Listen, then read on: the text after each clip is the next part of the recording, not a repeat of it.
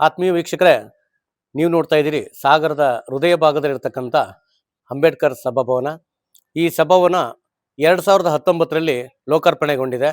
ಇದು ಜಿಲ್ಲಾ ಪಂಚಾಯತ್ ಹಾಗೂ ಸಾಗರ ನಗರಸಭೆ ಹಾಗೂ ಸಮಾಜ ಕಲ್ಯಾಣ ಇಲಾಖೆಯ ಅಡಿಯಲ್ಲಿ ಈ ಸಭಾಭವನ ನಿರ್ಮಾಣ ಆಗಿದ್ದು, ಇದು ಕಳೆದ ಹಲವಾರು ವರ್ಷಗಳಿಂದ ಸಾಗರ ನಗರಸಭೆಯ ಸುಪರ್ತಿಗೆ ಇತ್ತು.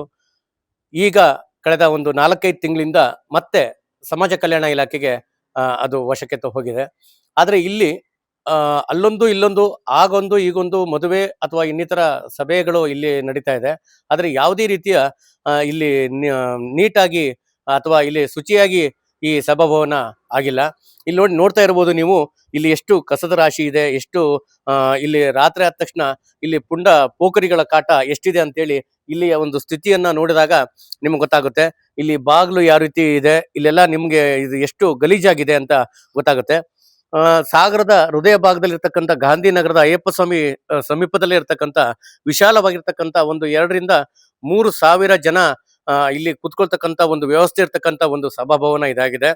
ಈ ಸಭಾಭವನ ನಿರ್ಮಾಣ ಮಾಡಿರೋ ಉದ್ದೇಶ ಏನು ಅಂತ ಹೇಳಿದ್ರೆ, ಬಡವರಿಗೆ ಅತಿ ಕಡಿಮೆ ವೆಚ್ಚದಲ್ಲಿ ಒಂದು ಸಭಾಭವನ ಆಗ್ಬೇಕು ಅನ್ನೋ ಒಂದು ಸರ್ಕಾರದ ಒಂದು ನಿಟ್ಟಿನಲ್ಲಿ ಈ ಸಭಾಭವನ ನಿರ್ಮಾಣವಾಯಿತು.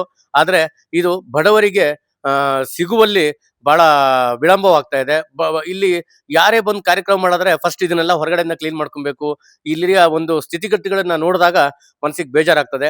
ಇನ್ನಾದರೂ ಇದಕ್ಕೆ ಸಂಬಂಧಪಟ್ಟ ಅಧಿಕಾರಿಗಳು ಇತ್ತ ಕಡೆ ಗಮನ ಹರಿಸಿ ಇದರ ಸ್ವಚ್ಛತಾ ಕಾರ್ಯವನ್ನ ಮಾಡಬೇಕು.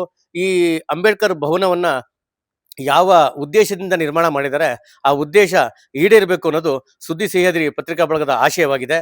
ಕ್ಯಾಮ್ರಾಮ್ಯಾನ್ ಶಿವು ಜೊತೆ ರಾಘವೇಂದ್ರ ತಾಳಗುಪ್ಪ, ಸುದ್ದಿ ಸಹ್ಯಾದ್ರಿ.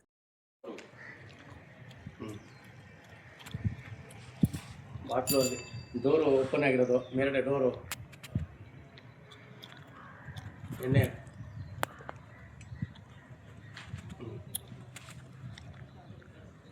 ಇದು ಉದ್ಘಾಟನಾ ಬೋರ್ಡ್.